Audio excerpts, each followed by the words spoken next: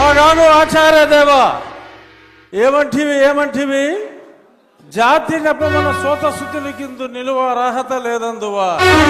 ఎంత మాట ఇది క్షాత్ర పరీక్షయే గాని క్షత్రియ పరీక్ష కాదే.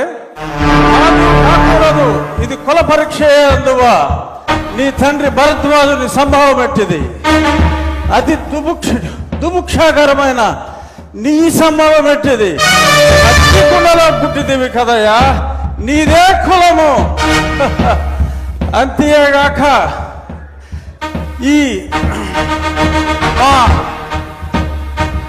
కుల గురువైన వశిష్ఠుడు దేవకీ వేషయకు వరసి పుత్రుడు కాడా, ఆయనదే కులము.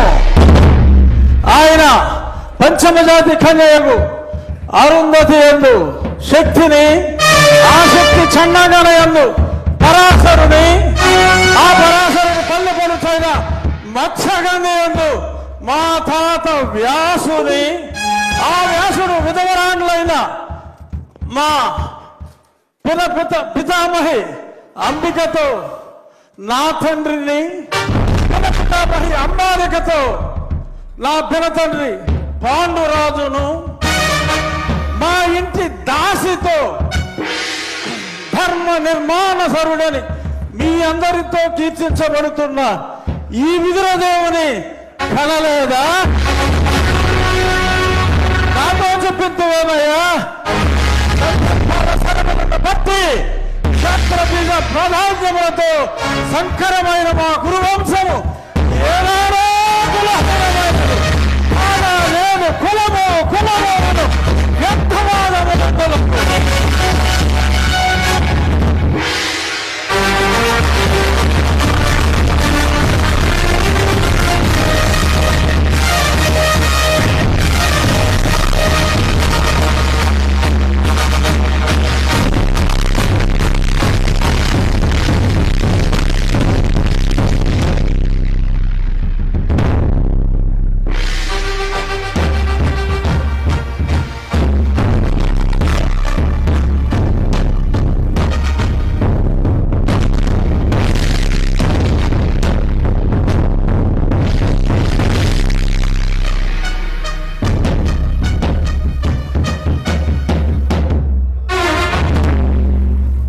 తెలుగుదనాన్ని అద్భుతమైనటువంటి డైలాగుల్లో దుర్యోధనుడి పాత్రలో ఏకపాత్రాభినయం చేసినటువంటి మన శాసనసభ ఉపసభాపతి ఆర్ఆర్ఆర్ శ్రీ కె రఘురామకృష్ణరాజు గారికి ఒక్కసారి గట్టిగా కర్తవ్య ధ్వనిలో అందిద్దాం. అభినందనలు సార్.